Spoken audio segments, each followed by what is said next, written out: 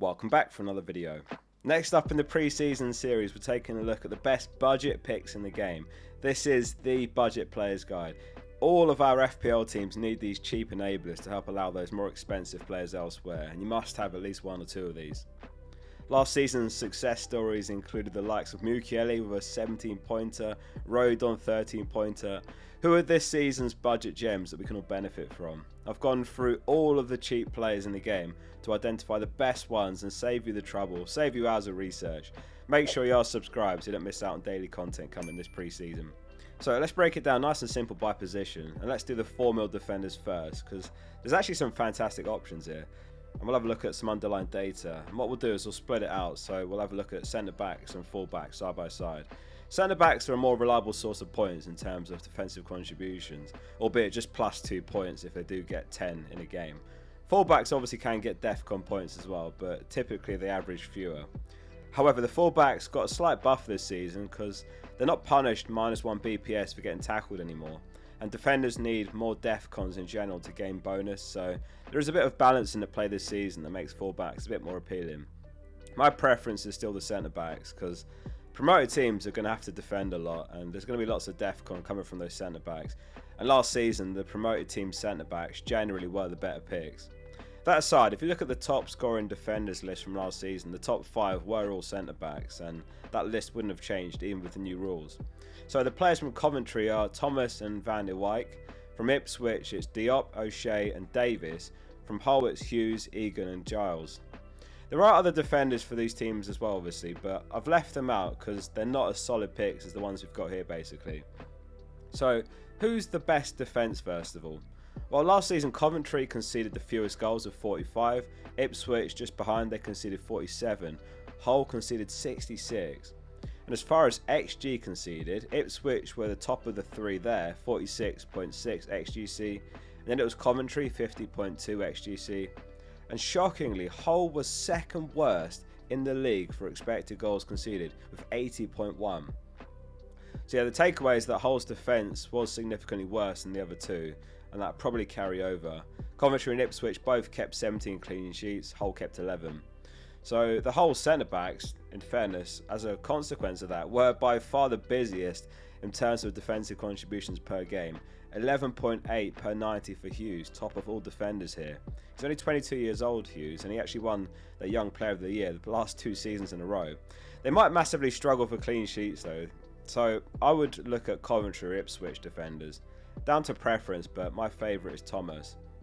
Van der Wyk, Davies and Giles, they put up good attacking numbers, but they're really poor for DEFCON basically. So let's take a look at a table just comparing some of the key stats for them all. Centre backs at the top, full backs or wing backs at the bottom. 7 goal involvements for Thomas in centre back, 8.6 defensive contributions per 90. So we can predict that to be even more DCs per 90 this season, given they're facing better oppositions.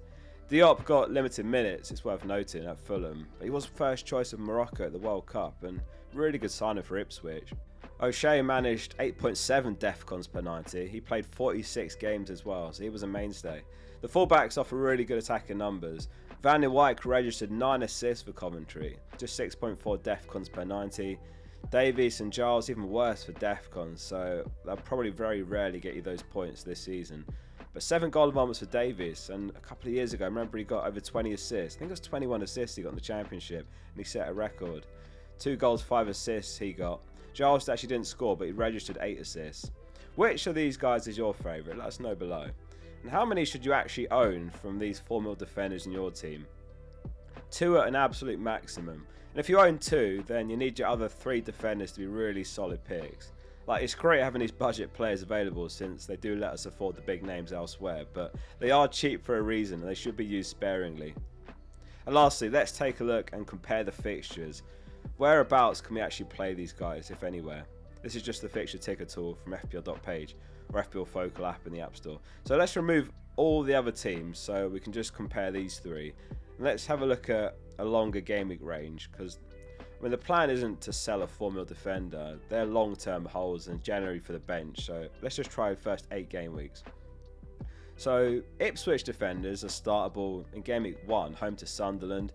Coventry in game week 2, they're home to Hull, so you could start one of them there. You could get away with playing a Coventry defender. They're playing home in game week 4, 6 and 8. So it really depends on how convincing they look early on. Like if they start the season well, look like a solid team, organised, then I don't mind that in game weeks 2, 4, 6 and 8. Ipswich have got a few grey fixtures as well, plus they've got Fulham home. And just having a look at rotations, Ipswich goes really nicely with Spurs and Man United. So, for example, Van Heck or Shaw could be paired with Diop in your team. For Hull, they pair really well with Crystal Palace, so maybe Canvo or Man United again work well there, so perhaps Shaw. There's a QR code on the screen to install the app for free, and don't miss out on the pre-season discount which is available right now. That unlocks all the premium features, it hides all the ads, customises your dashboard layout, customises the theme. It's only 92 pence per week, or even cheaper on the season plan. And it does support the ongoing development of the app. The hosting bills are very expensive, plus I'm paying a dev. And it is literally just me, there's no big team, so it is hugely appreciated. So thank you for your support. And if you do lock in the pre-season discount now, your price will never go up again in the future forever. There's loads of other toys you can play around with as well, this is just one of them.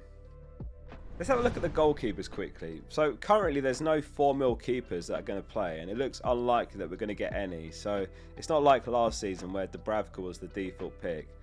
Should you rotate goalkeepers? It can definitely work, especially if you find a really strong pairing. But as a word of warning, what can often happen, and I say this as someone that's played FPL 16 years, is you'll bench one of your keepers when they've got a more difficult game, and they'll go on to keep a surprise clean sheet, which actually happens every game week for some teams, and they'll end up making loads of saves, they'll get some bonus points, and you've benched like a 9 or a 10 pointer, and you've got a 1 or 2 pointer in your starting 11. So yeah, after many years playing the game, I always have a 4 mil bench keeper, and that's whether they'll even play or not. As it stands, I'll just have the 4 mil keeper that probably will never even get a minute. The only risk, of course, is if your starting keeper gets injured, then you'll have to spend a transfer there and that starting keeper to replace, but keeper injuries are generally rare, aren't they? So it's Verbruggen, Kinski, Leno, Petrovic and Perry. Sorry, I'm laughing because it took like 4 takes to read those names.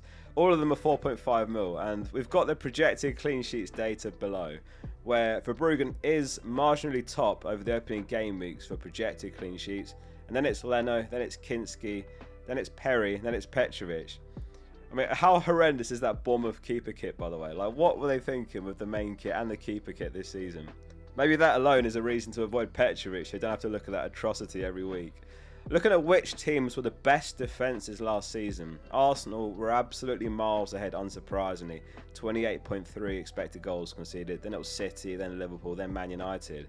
But as far as these cheap keepers rankings, it goes Verbruggen, Kinski, Leno, Perry, Petrovic. So Verbruggen a winner in a couple of categories here. The data table I'm showing here is from Fantasy Football Scout. There's a link below to become a member. You can search FPL Focal in the members area under data tables, and you'll find all of the 10 or so tables that I use for these videos. And something that is worth noting is that De Zerbi took charge of Spurs in game week 32 last season.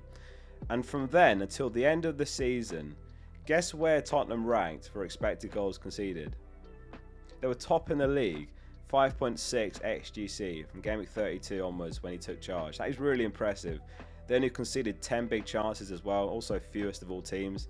And the fact that they've bolstered their squad heavily this window, Kinski could be a really good sleeper pick for 4.5 mil. So looking at the midfielders and the forwards lastly, there is a significant lack of 4.5 and 5 mil, even 5.5 mil mids this season. We've been pretty spoiled in the past with the likes of Anderson and Rodgers in recent years for 5 mil. There is Slater, he's a 4.5 mil mid playing for Hull, occasional DEFCON, but just 5.5 per 90 last season. Not nailed, but he might be the best bet right now if you really need a 4.5 mil mid. There is Hughes from Palace as well, but neither are great picks. 35 starts Slater got, 42 appearances, 2 goals and 2 assists. Gomez and Gross are 2 potential 5.5 mil mids to look at. Gomez very much a DEFCON pick. He averaged about 12 DEFCONs per 90. A bit of a card magnet as well. 10 yellows, 3 goal involvements. Gross, very different kind of pick. He's the heartbeat of Brighton. His playstyle really suits the bonus point system very well. So, those games where he gets an assist, he can be on for maximum bonus easily. 7 goal involvements and 18 starts last season. And then, the 6 mil mids, there's quite a lot of options. And we've actually got 2 at Everton, Garner and Dye. Both valid. Garner, again, more of a DEFCON pick. He was actually one of the best in the league in that metric last season among mids. And he chipped in with a few returns as well, and he's got some set piece share. Garner averaged 1.1 defensive contribution points per start, and Anderson was the only midfielder in the league who could better that. So yeah, Garner's floor and average is 3 points really, or 4 when keeping a clean sheet. Do not underrate DEFCON, it is a powerful mechanic. And Dye actually didn't do too badly either for DEFCON, but you're hoping more for goal involvements with him. He is on pens, he can be really streaky. Like, he can put in a top class performance and you're like, oh wow, I have to get him in my team. And then he goes missing like the next 5 games. Fernandes is a really interesting pick to me. He's only 22, signed for huge money, 7 goal involvements for West Ham last season. He was really impressive, 135 points, quite a bit bonus. He's probably going to improve on those points this season. Absolute tireless player. He averaged 0.9 extra DEFCON points per game, so not far behind Garner, and that's the same as Gomez, by the way. I think he'll be worth the extra 0.5 million if you can find it there.